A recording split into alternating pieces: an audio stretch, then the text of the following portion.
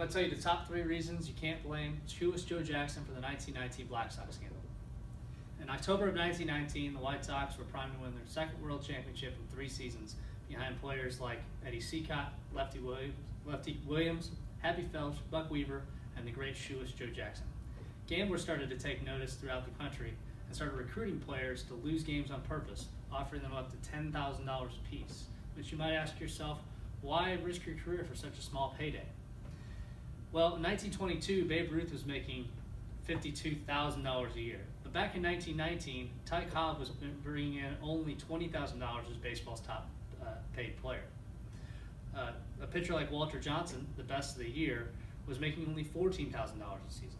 In fact, the total payroll for the White Sox was only $88,000, with the average salary for each player being just over $3,000 apiece. So players figured, well, we could make 3 times as much just by losing games instead of winning them. A pitcher like Eddie Seacott, one of the best in the American League in 1919, made just $7,000. And Joe Jackson, one of the best hitters of all time, made just $6,000 that season. Seacott was certainly no Walter Johnson, but was among the 5 best pitchers statistically, making $7,000 less than Johnson, while somebody like Jackson, comparable to Ty Cobb, was making just 1/3 of his salary. It is easy to see why they felt underpaid and underappreciated. Second, it has been widely reported that Joe Jackson was illiterate. This has been seen throughout baseball history. Though he could read and write his own name, that was about all he could read and write, and he consistently had problems comprehending information that he read or was told. Therefore, any kind of confession, immunity plea, or admission of wrongdoing should have been thrown out in court and never taken as fact out of Jackson's mouth. Though Jackson's death does not provide us an opportunity to confirm this story and corroborate this, many accounts would suggest that this information is correct. Third, if we look at Jackson's stats, they certainly do not read as those of someone who was trying to lose on purpose. Defensively, Jackson did not make a single error in the 8-game series in left field. He hit a team-leading .375, with a .394 on-base percentage, slugged .563, and an on-base plus slugging of over .900. This was all while only striking out twice in 32 at-bats, hitting 3 doubles, 2 home runs, and driving in 6 over the 8 games. These are MVP caliber numbers no matter what area you're in, especially for someone who's supposedly trying to lose. Until his death, Jackson maintained that he always gave his all for baseball. And though he did take money from the gamblers following the season, he and the rest of the 1919 Chicago American League Ball Club were never convicted of any crime or conspiracy in a court of law.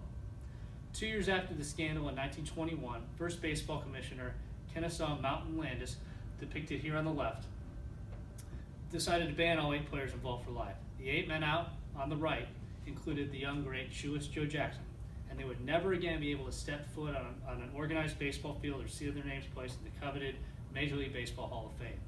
Though even as recently as 2015, petitions have been made to now Commissioner Rob Manfred on Jackson's behalf, they have gone unanswered, and there's been a consistent refusal to review the evidence to overturn Landis' ruling from 1921. The 1919 White Sox will continue to live in infamy for a number of reasons, and even in death will be shut out from immortality. However, though some may have had malicious intent in 1919, you cannot blame Shoeless Joe Jackson. Jackson was a widely underpaid superstar, even for his day. He was not able to sufficiently read and write on his own, and therefore had no way to properly defend himself before, during, or after the scandal trial.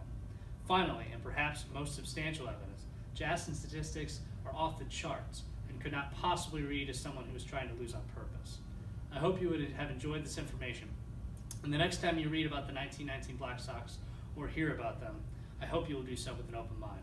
Perhaps one day we can see vindication of this man who has been a hero for so many, and he can take his rightful place in the Hall of Fame. These are my references. I encourage you to follow up and look at some of these pages as they provide even more evidence than I was able to include in this presentation, as well as some other fascinating statistics about baseball history.